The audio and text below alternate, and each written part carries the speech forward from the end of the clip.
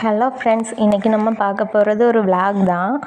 என்ன விலாக்னு பார்த்தீங்கன்னா, எங்களோட லேண்டில் முருங்கை மரம் தானாக மலையில் தழுத்து இருந்துச்சு. அந்த முருங்கை மரத்தை நடவு பண்ணலாம் அப்படின்னு சொல்லி நானும் என்னோடய அக்காலும் போயிருந்தோம். நாங்கள் அந்த லேண்டுக்கு போய் ரொம்ப நாள் ஆகியிருந்து, அப்போ லேண்டில் போய் பார்த்தா பாம்பு அதோட சட்டையெல்லாம் உரிச்சு போட்டிருந்துச்சு. அந்த பாம்போட சட்டை ரொம்பவே பெருசாக இருந்துச்சு. அது என்ன பாம்புன்னு எங்களுக்கு தெரியலை. அப்புறமா அந்த பாம்போட சட்டையை எடுத்து தூரமாக போட்டுட்டு நாங்கள் முருங்கை மரத்தை நடலாம் அப்படின்னு சொல்லி குழி தோண்டி முருங்கை மரத்தை எல்லாத்தையும் நட்டு வச்சிட்ருந்தோம்.